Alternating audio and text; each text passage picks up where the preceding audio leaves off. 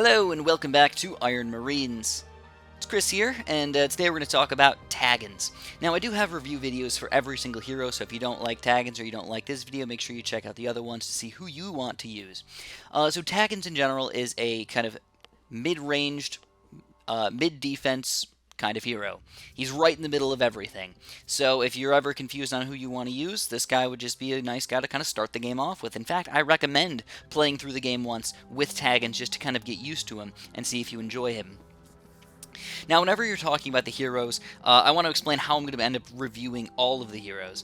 So I'm going to first talk about him a little bit, tell you what kind of character he is. I'm going to go over all of the individual upgrades and how they work, and then I'm going to go into a game and sort of just show you some gameplay with him.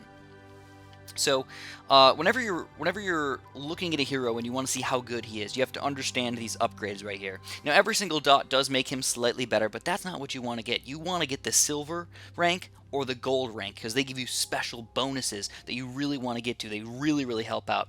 So for the personal, by the way, whenever you're upgrading this guy, you're upgrading two of his abilities, the personal shield and the uranium ammo, and then lastly, every single character has some sort of shield or some sort of defensive aspect to them, and that's what usually this last one is.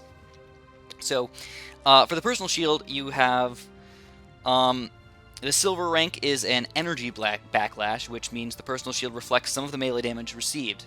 It's pretty sweet. So when you think about it, just running into a million guys and getting hit by like a million things will actually hurt them more than most other things, most other abilities. So that's pretty sweet. Beyond that, though, you get the healing boost. So Taggins heals when personal shield's duration is over. So this is a great way to help him survive. After you run into a gigantic battle and you're using your shield to tank all of the damage, right after, when that's over, you're not going to die right away because he's just going to run out of health automatically. He's going to start healing himself up at least a little bit to help him survive for a little bit longer. So it's a great way to kind of stay alive. Moving on to the uranium ammo. It's basically just a kind of machine gun type shot that does extra damage. Once you get up to the silver upgrade, it's called stopping power. The uranium ammo shots stun enemies for a second. So not only does it do extra damage, now we're stunning them as well. So it's a great way to do some extra damage as well as stopping power to keep people from hopefully killing your towers or your units. Once you get up to the golden, though, it's enriched isotope, which means the uranium ammo damage is greatly increased. So it's really hard to tell how much damage these things are actually doing in the game. With Kingdom Rush, you always had number amounts, 240 to 480 damage or whatever. This, you don't get any number amounts whatsoever, so you're kind of just trying to understand it based on looking at it, and that can be really difficult to do. So we're going to do our best to try and show it off for you guys. So that's kind of the basics for Taggins. I do recommend, if you guys are starting off this game, you probably want to start off with Taggins. He's just a good character to start off the game with. So I'm going to be testing all of my characters on this search and rescue mission. I'm just going to start it off, and I'm going to just capture the first settlement. That's all I'm going to do. And I'm going to use this. I'm going to use kind of, I guess, I'll switch off the units depending on what I need to use, but I'm going to try and just keep the units the same for most of them. So, you can tell movement speed, he's reasonably fast. I mean, he's about as fast as the snipers and the rangers and stuff like that. He's pretty reasonably tanky. He's going to do a decent amount of damage as well. So he's just a middle ground, right? That's what you want for a starting champion or a starting hero. You just want him to be sort of in the middle of everything. You don't want him to be super strong or anything like that. So you can tell he has the ability to attack both ground and air units, which I think every single hero can. But I haven't tested out all of the higher-ranked heroes. But I assume if you're paying money, they better be able to take both, attack both ground and air units.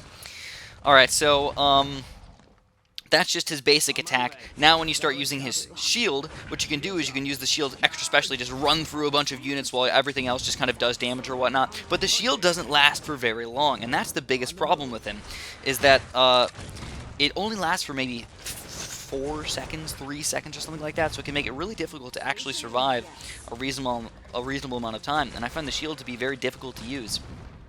It doesn't really work as well as you might want it to. But then the uranium ammo, I actually like the uranium ammo quite a bit. It does a pretty reasonable amount of damage right here. You can see, look at it, just killing all these guys all the way around. It'll last for a pretty reasonable amount of time as well. Again, only like 4 seconds, but when you're doing double damage or even triple damage like that, it really, really helps out. So, if you haven't noticed, the shield actually comes back pretty reasonably fast with Taggins. I think with most of these guys, I think they have two different abilities, and both of them are timed about the same between all of the different champions. I haven't timed them, but I think it's very similar. So, another thing is I am playing on hard right now, so just in case you're curious, I am playing on hard, or veteran, excuse me. Not normal and not the impossible mode. So Taggins is gonna just slowly take over this thing. I mean, we can use our uranium ammo as well. You can see how much damage it really does once you actually get down into this, into attacking the actual building itself. So let's just move everybody up here, and that's where we're going to basically end the video. Taggins is overall a fairly decent hero. He's good all around. He's a decent attack and a decent defense, and he's a great way to start off the game to see what kind of player you are, whether you're a defensive player or an aggressive player. Personally, I'm more of an aggressive player, so I like to kind of just jump in there and do everything all at once, and then go back and defend whenever I need to. So that's the way I like to play the game. So Taggins isn't really my personal favorite hero. But, you know, to each their own. All the heroes are fairly evenly matched, and of course I'm going to make a video in the end showing off all the individual heroes and telling you guys which one I think is my favorite. So, if you guys did enjoy this video, make sure you press that like button for me. If you have any sort of questions or concerns or comments, or ways that I can make my videos better, feel free to throw them out there, man. I'm definitely interested in that. And subscribe if you haven't done that yet. And have a super duper delicious day.